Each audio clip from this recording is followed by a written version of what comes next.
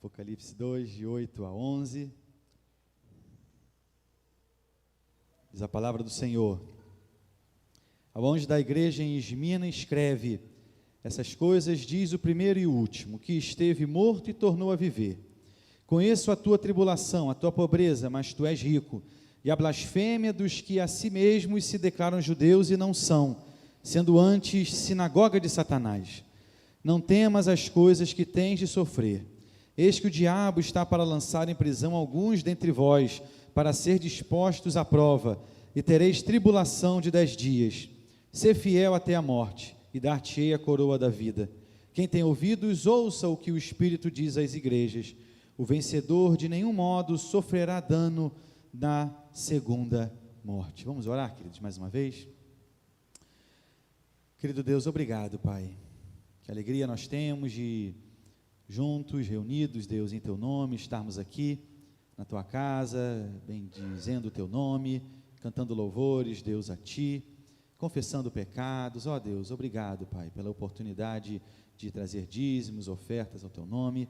E agora, Deus, queremos ouvir a Tua voz, que Tu fales, Deus, conduzas agora esse tempo e que essa palavra, Senhor, não se detenha tão somente aqui, nesse tempo, mas que se propague para a Tua honra e glória em Cristo Jesus. Amém. A história, queridos, ela vai nos mostrar a vida de alguns personagens que foram emblemáticos para o crescimento, para a expansão do cristianismo até os confins da terra. Muitos cristãos foram martirizados, mortos, justamente por negarem a sua fé em Cristo Jesus. E um deles, queridos, foi Policarpo de Esmirna. Policarpo foi um ministro ali dessa igreja de Esmirna, trabalhou ali no cuidado aos pobres, e como bispo daquela comunidade, ele ia também com certa frequência a Roma, tratar ali de questões ligadas à doutrina da igreja, mas era uma época de grande perseguição. A tradição conta, inclusive, que ele era até próximo ao apóstolo João. Fato é, queridos, que sua fama e influência se espalham agora por toda a Ásia. E em uma ocasião em que diversos cristãos, então, foram lançados às feras, a multidão começa a gritar o seu nome, para que ele também fosse morto daquela forma. Policarpo, ele já tinha cerca aí de 85 anos, e as autoridades, então, agora vão ao seu encontro, e de fato o encontro, ele estava escondido pela sua igreja, e agora o levam, então, para ser julgado. Ele é rapidamente julgado, e para se livrar ali daquela condenação, ele precisaria simplesmente renegar a sua fé e insultar a Cristo Jesus. Policarpo, então, ele afirma: servi a Cristo por 86 anos, e Ele nunca me fez nenhum mal. Como posso blasfemar meu Rei que me salvou? E ele então é colocado numa fogueira, e na fogueira, no meio ali daquelas chamas, faz uma bela oração, que nós veremos aqui ao final da nossa exposição. Mas fato é, queridos, que como ele, muitos outros sofreram com perseguições diversas ali nos territórios do Império Romano, em especial aqui nessa cidade de Esmirna. A cidade de Esmirna, queridos, ela se localiza na hoje atual Turquia, é uma cidade portuária, e nos tempos bíblicos a sua localização facilitou o seu desenvolvimento por conta justamente ali daquele grande comércio que havia no seu porto. Esmirna era considerada como que uma metrópole comercial. Nos dias de Paulo, a estimativa era de 250 mil habitantes, uma cidade próspera, era uma cidade até muito leal ao Império Romano, com alguns templos ali para os deuses romanos.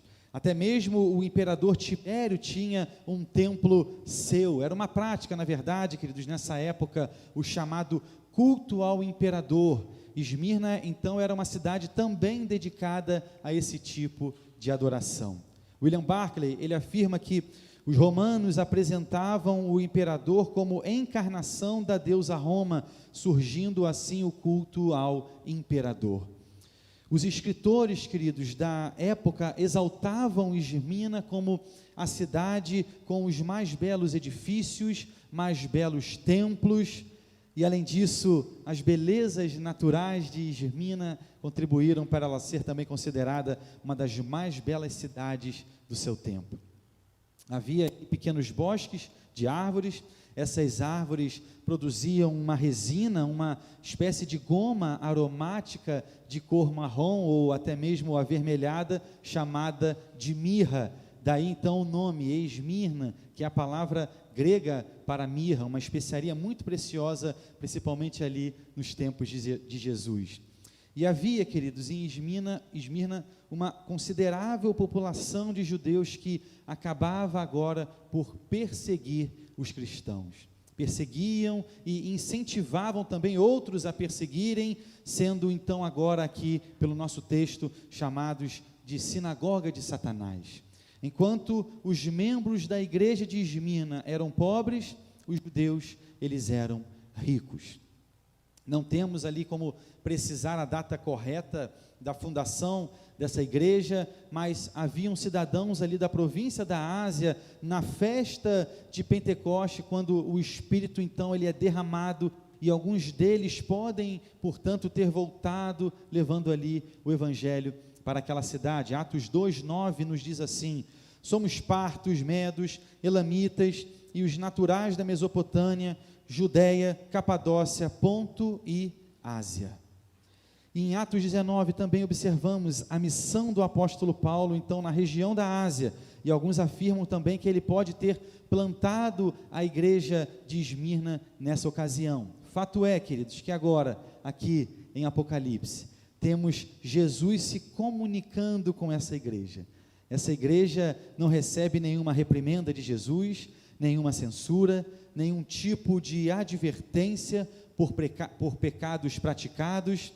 Na verdade, ela recebe uma descrição, na verdade, positiva, apesar do cenário, apesar daquelas circunstâncias históricas e politicamente contrárias do seu tempo. Vamos acompanhar, portanto, queridos, o que Cristo diz a respeito da igreja de Esmirna e aquilo que podemos agora extrair também de orientação para as nossas vidas, aqui também para a nossa igreja. Em primeiro lugar, observamos quem escreve essa carta. Verso 8, diz o texto: ao anjo da igreja em Esmirna escreve: essas coisas diz o primeiro e o último, que esteve morto e tornou a viver. Jesus, queridos, instrui o apóstolo João aqui, exilado na ilha de Patmos, a escrever então ali ao pastor daquela igreja de Esmirna. Jesus aqui se denomina, portanto, o primeiro e o último. Essa expressão está lá no livro de Isaías. Isaías 44, verso 6 diz assim: assim diz o Senhor, Rei de Israel, seu Redentor, o Senhor dos Exércitos: eu sou o primeiro e sou o último, e além de mim não há Deus. Isaías 48, 12 também nos diz: dá-me ouvidos, ó Jacó, e tu, ó Israel, a quem chamei. Eu sou o mesmo, sou o primeiro e também o último. Com essa expressão, queridos, primeiro e último, Jesus ele se coloca como de fato o próprio Deus, como igual em poder e em autoridade com Deus Pai. Essa era uma igreja que vivia sobre grande perseguição, mas estavam em uma cidade que na verdade se colocava sempre como a primeira entre as cidades da Ásia. Mas Jesus, queridos, aqui ele se coloca como o verdadeiro primeiro. Essa palavra, ela gerou possivelmente conforto àqueles irmãos da igreja, visto que assim saberiam que há alguém maior, alguém melhor do que toda aquela cidade, toda aquela perseguição. Precisavam saber, precisavam ouvir que Jesus era grandioso, divino, incomparável, perfeito, santo, sublime, superior, majestoso, e sendo tudo isso, ainda cuidava deles. Essa é uma lição também, queridos, para todos nós. Pode ser que alguém aqui viva algum nível de luta, alguma situação difícil. Saiba que Jesus, o primeiro e último, é Deus, e Ele se importa com você, se importa tanto que morreu em seu lugar, pensava em você na cruz do Calvário, e hoje está sentado à destra de Deus Pai, como um advogado intercedendo por nós. Não pense que tudo está destinado somente à sua força, à sua inteligência, à sua sabedoria, ao seu senso de responsabilidade, ao seu muito fazer. Cremos que o Rei dos Reis, o Senhor dos Senhores, rege as nossas vidas, porque Ele é o próprio Deus, o Deus encarnado, que vive entre nós. Isaías 53:3 nos diz: era desprezado e o mais rejeitado entre os homens, homem de dores, e que sabe o que é padecer. Se tinha alguém, queridos, que sabia o que era padecer, era Cristo Jesus, que se fez presente na vida dessa igreja e que se faz presente hoje na vida da nossa igreja. Em segundo lugar, após definir então agora a sua divindade, Jesus também diz que esteve morto e tornou a viver. Esmirna, queridos, ela foi destruída por volta do ano 600 a.C. e foi reconstruída em 290 a.C. por ordem de Alexandre o Grande. Da mesma forma que essa cidade havia morrido e reviveu, Jesus agora se coloca como aquele que de fato vence a morte. Isso mostrou à igreja de Esmirna que, apesar da cidade, apesar dos perseguidores conseguirem por vezes tirar-lhes a vida, Ele, Jesus, garantiria a vida eterna. Uma igreja sofredora como essa de Esmirna precisava ter plena certeza de que o seu futuro estava nas mãos de Cristo Jesus. Um futuro majestoso, glorioso, garantido por aquele que venceu a morte, que ressuscitou e que vivo está. Apesar da aflição, apesar daquela angústia do presente, a chamada de Cristo a todos nós que cremos em seu nome é que descansemos nele, porque o nosso futuro está garantido, está seguro eternamente. Verso 9, queridos, nós observamos a situação então agora dessa igreja, da igreja de Esmirna. Conheço a tua tribulação, a tua pobreza, mas tu és rico, e a tua blasfêmia dos que a si mesmos se declaram judeus e não são, sendo antes sinagoga de Satanás. Tanto Esmirna quanto Filadélfia, queridos, são igrejas que Jesus ele não elenca ali qualquer ponto fraco delas. O interessante é que elas eram até igrejas pequenas, e mesmo assim, igrejas fiéis. Há três coisas que Cristo aqui afirma conhecer sobre a igreja de Esmirna. Primeira, a sua tribulação. Segundo lugar, a sua pobreza. E em terceiro lugar, a blasfêmia dos que se consideram judeus, mas não são. Isso já nos mostra, queridos, como Jesus caminha próximo da sua igreja. Ele conhece, ele sabe sobre a tribulação, sobre a questão da pobreza, que na verdade ali se instalou entre os irmãos daquela igreja. Ele sabe que tudo isso é consequência de uma igreja que não nega o seu nome, mas que se na verdade o mantém firme em seu propósito de exaltar somente Ele como Senhor e não ao imperador. A palavra tribulação aqui, querido, significa uma vida em opressão, em fortes apuros. Uma vez que são oprimidos pelo nome de Cristo, passam por pobreza, visto que lhes são negados emprego, recursos, benefícios. É provável que os crentes em Esmirna tenham vivenciado até mesmo o confisco dos seus bens. Jesus enfatiza que, apesar da pobreza em que eles vivem, eles são espiritualmente ricos. Cristo deseja, queridos, que eles permaneçam firmes em sua palavra, firmes no propósito de adorá-lo sobre todas as coisas, até mesmo nas dificuldades. Em Mateus 5, 11 e 12, Jesus nos diz: bem-aventurados sois quando, por minha causa, vos injuriarem e vos perseguirem, e mentindo, disserem todo o mal contra vós. Regozijai-vos e exultai, porque é grande o vosso galardão nos céus, pois assim perseguiram aos profetas que viveram antes de vós. E sobre a questão da blasfêmia, queridos, alguns judeus haviam feito ali acusações contra os crentes, o que levou então agora ao aprisionamento de alguns e a consequente perda das suas casas, dos seus bens. O comentarista Bale, ele afirma: Roma era hostil às novas religiões, especialmente aquelas que não deificavam o imperador, e os judeus, com ciúmes porque os gentios tementes a Deus estavam se convertendo ao cristianismo em grande número, tinham imenso prazer em informar aos romanos que o cristianismo não era uma seita judaica. Ocorre, queridos, que essa perseguição com a igreja, ela acabou agora por levá-la para, na verdade, ainda mais perto de Deus, porque isso, queridos, Cristo aqui afirma, e aí no caso o nosso texto nos diz, que é o caso de apesar de seres ricos, como se dissesse, apesar da sua aflição, apesar da aflição que vocês têm passado, Deus tem dado a vocês riquezas jamais sonhadas. Policarpo, queridos, foi denunciado ali às autoridades romanas justamente por negar a divindade do imperador, recusando-se a adorá-lo. E o final do verso nos mostra uma denúncia de Jesus contra esses que se dizem judeus, mas que na verdade são como que instrumentos de Satanás. E instrumentos de Satanás, queridos, contra o verdadeiro povo de Deus, a igreja do Senhor.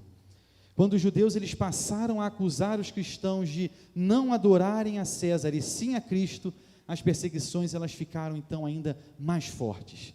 Com isso, os cristãos eles perderam proteção civil, passando a serem difamados, perseguidos e muitas vezes mortos.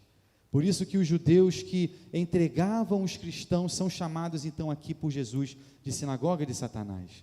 E mesmo assim, afirma Simon Kistemaker, a luz brilha mais forte nos lugares mais escuros. Ou seja, naquela perseguição, naquela tribulação, a brilhante luz de Cristo resplandece em toda a sua glória.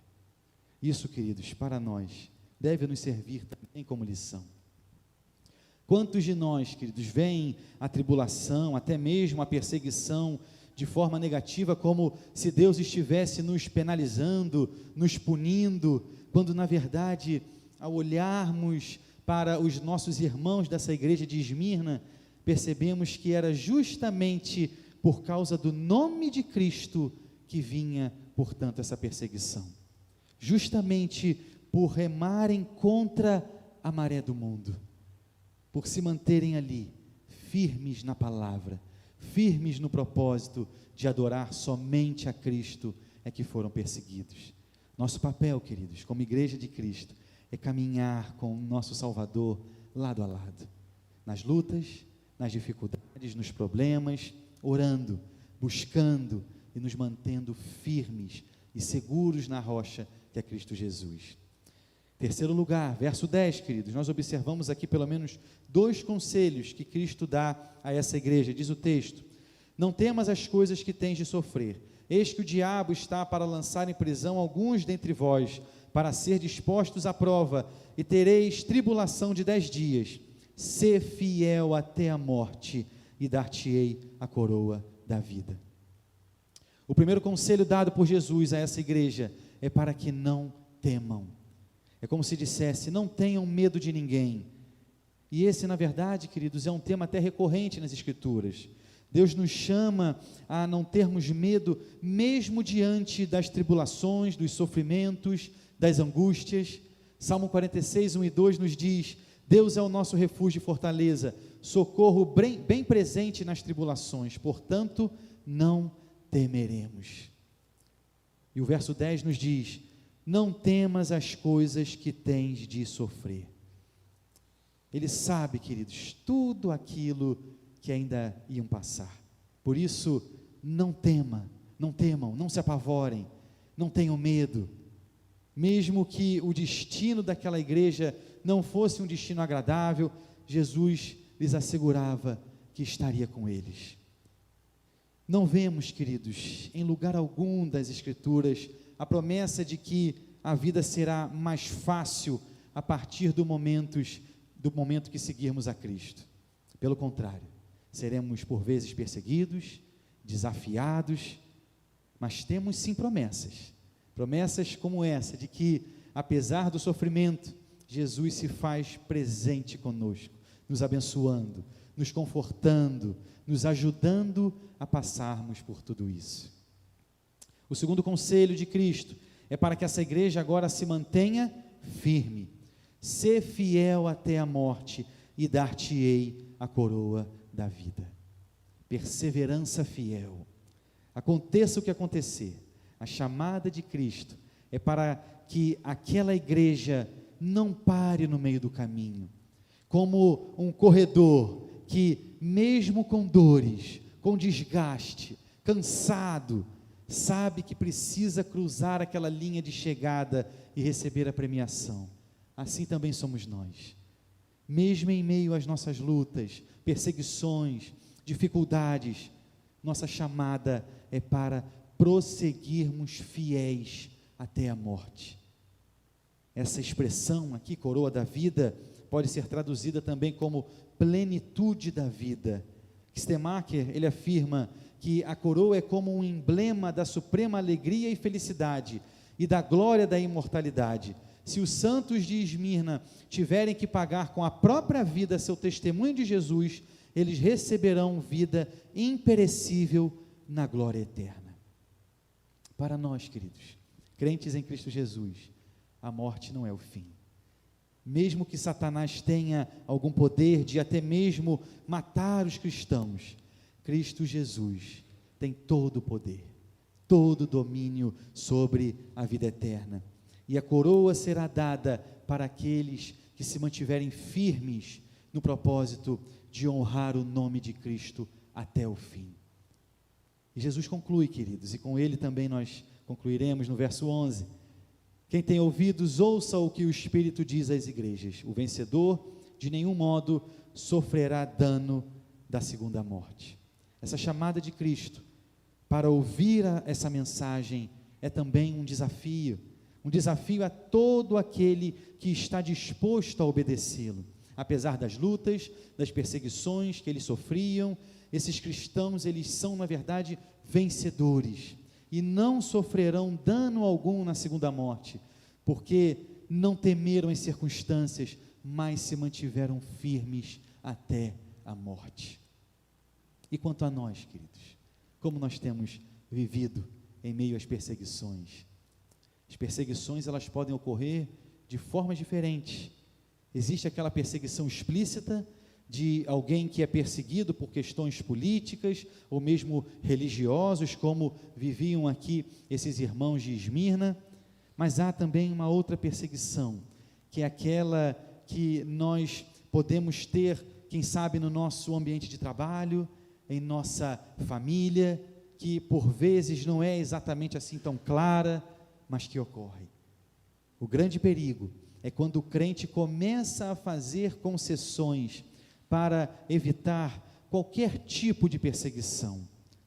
Não, a minha família, ela não gosta que eu vá para a igreja aos domingos, meus colegas de trabalho não gostam que eu seja uma pessoa com um vocabulário diferente, que não fala palavrão, que não alimenta a conversa quando chegam falando mal de alguém naquele ambiente.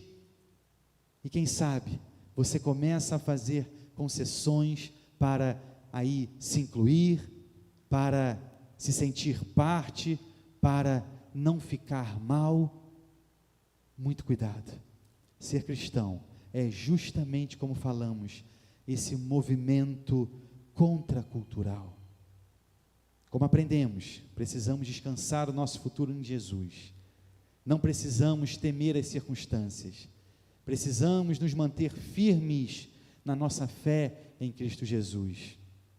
Fazendo assim, não temos qualquer garantia, queridos, que nossa vida será uma boa vida aqui nesse mundo, mas temos a certeza de que Jesus nos dará a coroa da vida, o prêmio, a recompensa, que é a vida eterna com Ele. Deus, por vezes, queridos, permite tempos difíceis, não para nos desanimar, mas para que olhemos ainda mais para Ele. O final do verso 10 diz assim: eis que o diabo está para lançar em prisão alguns dentre vós, para ser dispostos à prova, e tereis tribulação por 10 dias. Por 10 dias, aqueles irmãos seriam severamente perseguidos. Alguns ali lançados na prisão injustamente, assim como foi com José lá no Egito, ou mesmo com o apóstolo Paulo. Homens de Deus, que mesmo presos no cárcere, testemunhavam do Senhor. Retornando, queridos, ao que falamos de Policarpo, a oração que ele fez, já ali naquela fornalha com as chamas já ao seu redor, foi assim: Senhor Deus Todo-Poderoso, Pai de teu amado e abençoado Filho Jesus Cristo, através do qual nós recebemos a graça de te conhecer, Deus de toda a criação e de todos os justos que vivem em tua presença, te bendigo por considerar-me digno de estar nesse dia e hora entre os teus mártires e beber do cálice do meu Senhor Jesus. Eu te adoro por todas as tuas misericórdias, te bendigo, te glorifico através do eterno sumo sacerdote Jesus Cristo, a quem seja a glória, tanto agora como para sempre. Amém. Busque a Jesus, viva sua vida, sabendo que perseguições, tribulações chegarão, mas tenha fé, como Hebreus 10, 23 nos diz: guardemos firme a confissão da esperança, sem vacilar, pois quem fez a promessa é fiel. Ele é fiel, Jesus é fiel e cumprirá a sua promessa sobre as nossas vidas. Amém? Vamos orar, queridos. Você terá aí um minutinho de oração silenciosa e colocará aquilo que você ouviu diante do Senhor. Quem sabe você tem passado por alguma questão aí no seu ambiente de trabalho, alguma luta, alguma perseguição. Quem sabe seja até mesmo dentro da sua família, quem sabe até na sua casa. Não esmoreça, mantenha-se firme, e que o Senhor te ajude. Para isso, como é importante termos uma vida de oração na sua presença. Aproveite esse tempo.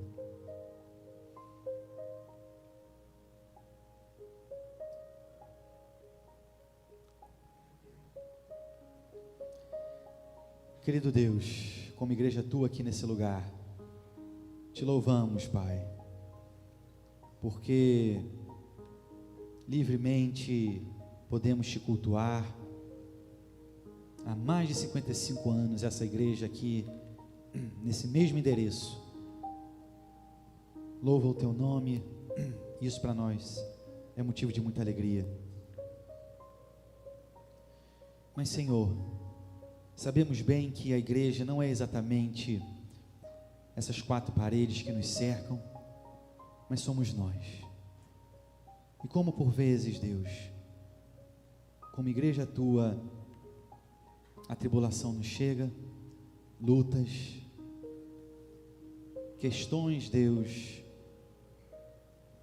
de um primeiro momento tão complexas como essa que lemos a tua palavra na igreja em Esmina.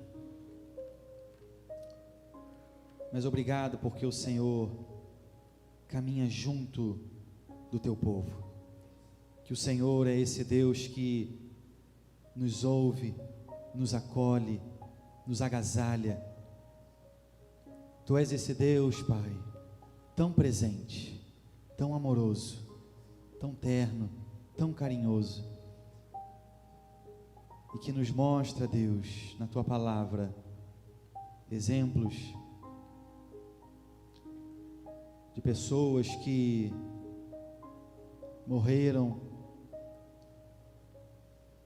por amor de ti. E isso nos leva, Pai, por vezes a refletir, a pensar o quão dispostos nós estamos, Deus, com relação ao Teu nome, ao Teu Evangelho nos dias de hoje, Pai. Te louvamos até mesmo, Pai, por perseguições, porque isso mostra que nós não tomamos forma do mundo, não nos conformamos, Deus, à imagem do mundo, mas nós, Deus, queremos ter a mente de Cristo, o caráter de Cristo, refletir a face de Cristo, por onde quer que o Senhor nos leve. Que essa igreja, Deus, continue, Pai, a ser uma igreja relevante, viva, fiel à Tua palavra, para a honra e glória do Teu nome. Fica, Deus, com cada querido Teu, querida Tua, nessa semana que iniciamos aqui.